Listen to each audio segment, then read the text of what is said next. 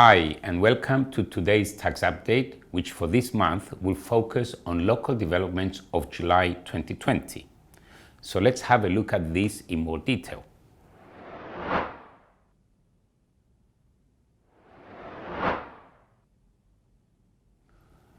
We will start by looking at the development mentioned briefly in our previous webcast with respect to the adoption in our local legislation of the provisions of the EU Anti-Tax Avoidance Directive.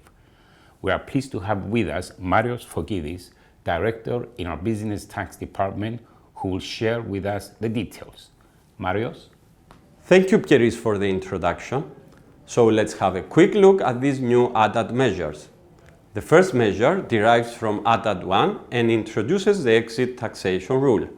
This rule aims to prevent taxpayers from avoiding tax by transferring assets, tax residence, or their business out of the country in which economic value has been created. In accordance with this new legislation, the difference between the market value of the transferred assets and their tax written down value at the time of the transfer will be subject to the Cyprus income tax law provisions. Moving on to the second measure, this derives from ATAD 2 and introduces rules on hybrid mismatches. A hybrid mismatch arises as a consequence of the differences in the tax treatment of a payment or an entity under the laws of two or more jurisdictions. The objective of this new rule is to neutralize the effects of these mismatches. The law includes a long list of hybrid arrangements that may result in a double deduction or a deduction with no inclusion, and it proposes two neutralizing measures: the primary rule, which denies the deduction of a payment, or the secondary rule, which includes and taxes the income. For more details on ATAD, please refer to our alert. Thank you, Marios. Following on to our next development, an amending income tax law was voted by Parliament with respect to the tax treatment of intangible assets. The law abolishes the obligation to prepare a balancing statement on the disposal of an intangible asset. It also amends the treatment of capital allowances. Up to now, the taxpayer had the option not to claim capital allowances for intangible assets in a particular tax year, but the law was silent as to whether the unused amount could be carried forward and be used in subsequent years. The amendment clarifies that capital allowances that have not been claimed in a year can be claimed over the remaining useful life of the asset. Another amendment that was recently published in the Official Gazette relates to the law regulating the settlement of overdue taxes. The law extends the deadline for the submission of applications from the 14th of August 2020 to the 14th of January 2021, and for the submission of tax returns from the 30th of June 2020 to 30th of November 2020. As a reminder, at the time of submitting an application, taxpayers should not have any compliance obligations or other overdue taxes.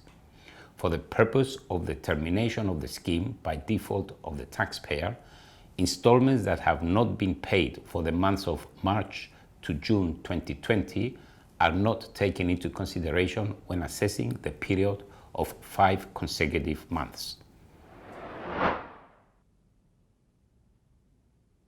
Lastly, on local developments, a new tax portal has been launched by the Tax Department, created with the aim to be the new point of contact between taxpayers and the Tax Department.